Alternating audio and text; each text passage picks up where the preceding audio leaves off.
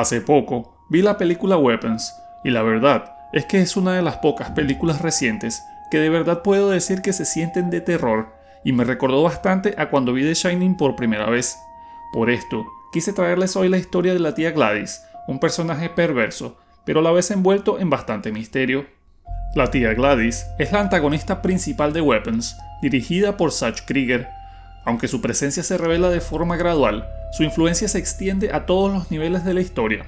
Básicamente, Gladys es una bruja que utiliza la magia para parasitar a sus víctimas, cuya supervivencia depende de controlar y consumir la energía vital de otras personas.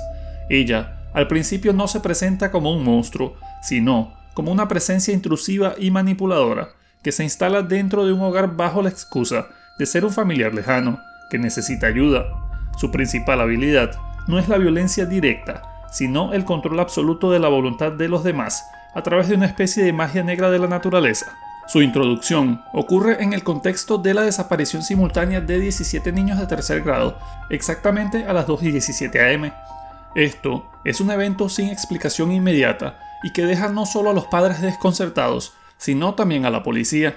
El único niño que no desaparece es Alex Lilly, hijo único dentro de una familia aparentemente normal, pero emocionalmente distante. La historia comienza cuando una mujer que se hace llamar tía Gladys llega a la casa de Alex, alegando ser una pariente lejana. Una vez instalada, su presencia cambia completamente la dinámica del hogar. Sus padres, ya de por sí pasivos, caen en su engaño, y Gladys rápidamente toma el control de la familia. Su aspecto físico es deliberadamente ambiguo. En su estado normal, ella es una anciana calva, pálida y envejecida, con ojos vidriosos y una sonrisa amplia y perturbadora.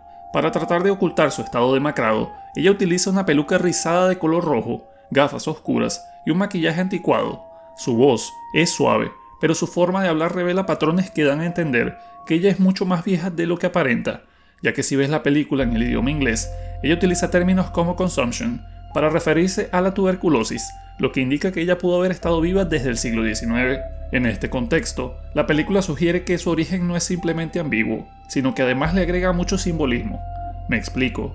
En la película, no se dan detalles directos sobre su pasado o quién es ella realmente, pero hay pistas suficientes para interpretar que la tía Gladys es una representación de un parásito transgeneracional. Su apariencia física envejecida y su lenguaje anticuado apuntan a una entidad que ha existido durante mucho tiempo, desplazándose de familia en familia y anidando en dinámicas rotas y perpetuando ciclos de control.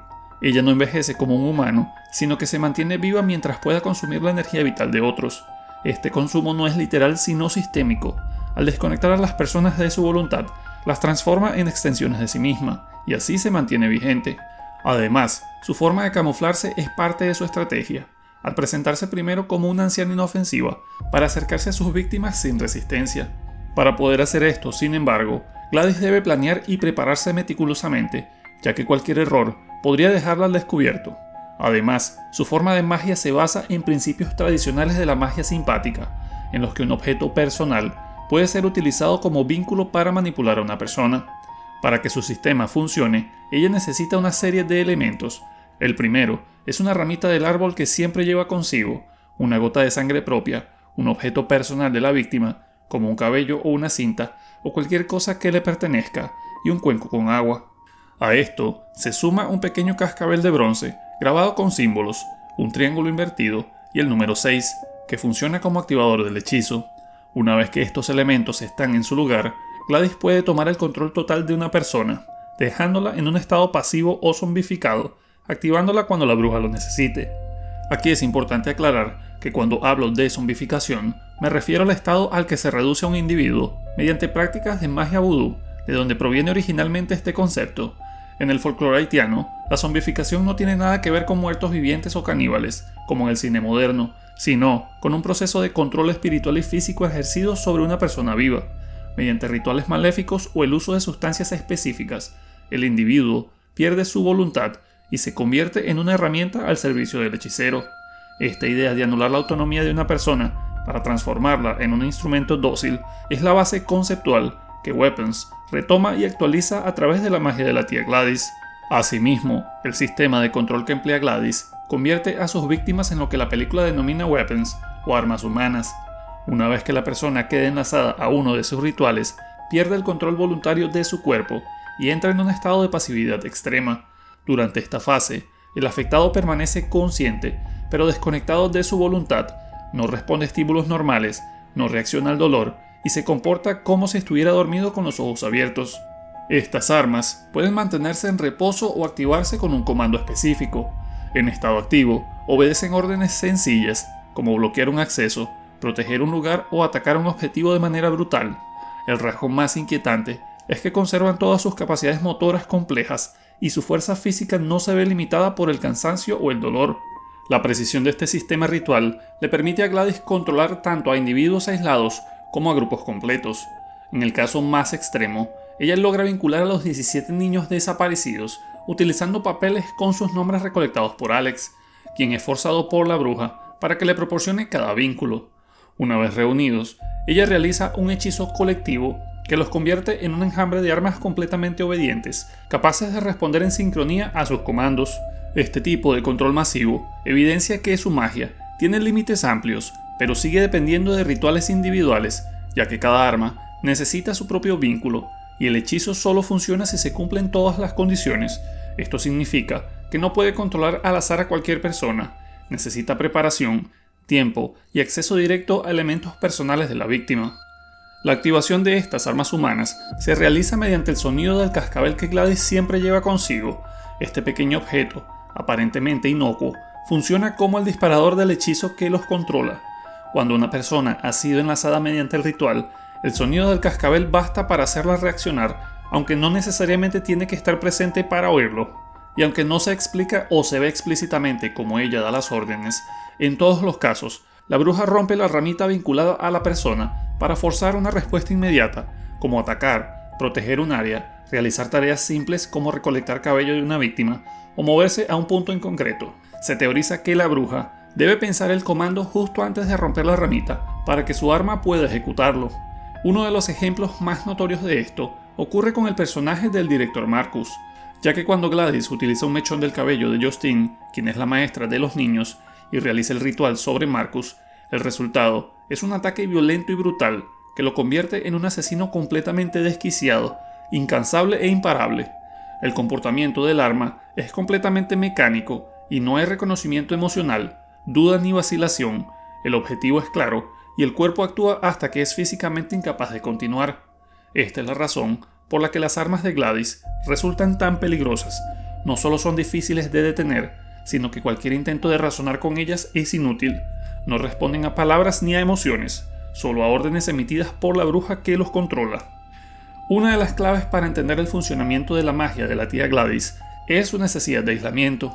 Para que su sistema mágico prospere, debe operar dentro de un entorno cerrado, donde puede infiltrar lentamente a las personas, establecer sus rituales sin interrupciones y evitar las miradas externas. Esto explica por qué las ventanas de la casa de los Lillys están tapiadas con periódicos y además del por qué se centra en una sola comunidad, como lo es Maybrook, y no en ciudades grandes, donde podría obtener a muchas más víctimas.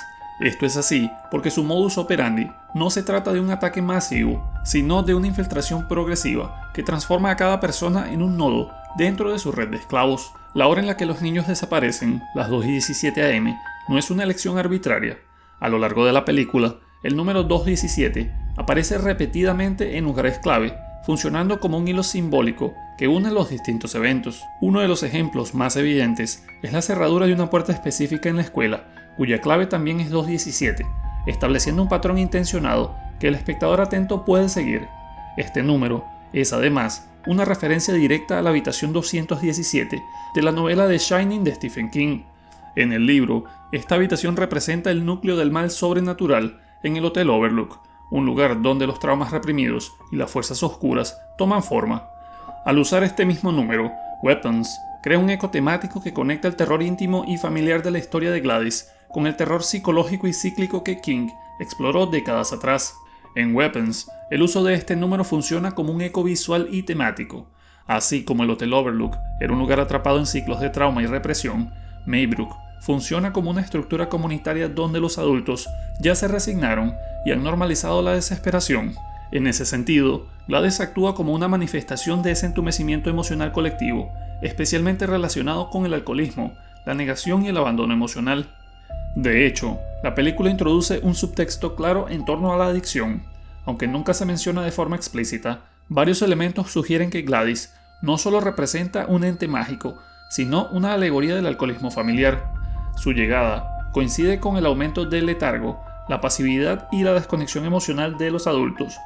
El hecho de que se le permite entrar sin cuestionamientos y que tome el control bajo el disfraz de un rol familiar tradicional, que es una tía, refuerza la idea de que su presencia simboliza una adicción intergeneracional que es ignorada, aceptada o incluso justificada por el entorno inmediato, en este caso la mamá de Alex.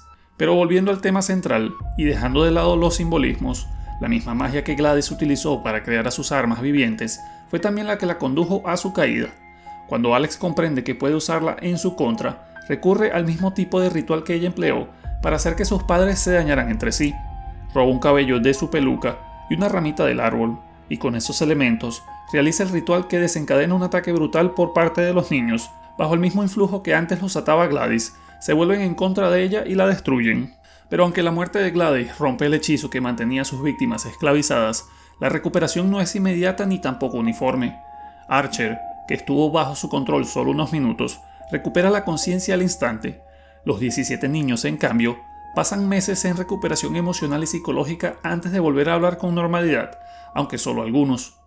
Los más afectados son los padres de Alex, quienes fueron las primeras víctimas y permanecieron bajo su influencia por más de un mes. Años después de la muerte de Gladys, continúan en un estado pasivo, alimentados con sopa en una institución, sin que se aclare si regresarán a la normalidad. Esto refuerza la idea central de que cuanto más profundo es el dominio de Gladys, más difícil es romperlo, igual que ocurre con las adicciones prolongadas. Además de esto, la creación del personaje de Gladys está bastante influenciada por el estado emocional de Zack Krieger.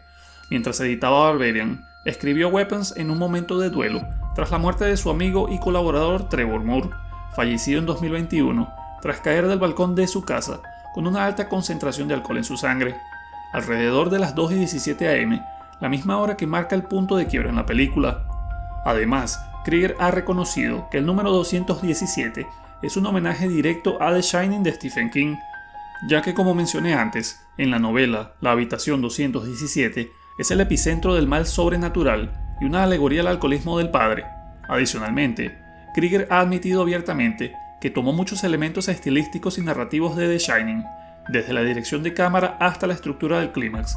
Él lo hizo así porque su intención fue crear una historia de terror más moderna, que retomara el estilo cinematográfico de Kubrick para representar una nueva forma del mal en la América suburbana actual. De esta manera, la figura de la tía Gladys trasciende la idea clásica de la bruja y se posiciona como una de las antagonistas más interesantes, pero también enigmáticas del cine de terror actual.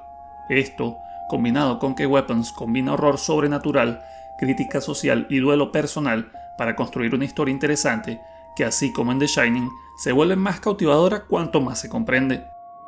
Y con esto, llegamos al final de este video. Espero que te haya gustado, y si es así, recuerda darme un like, suscribirte si aún no lo has hecho, y activar la campanita de notificaciones para estar al tanto de mis nuevos videos.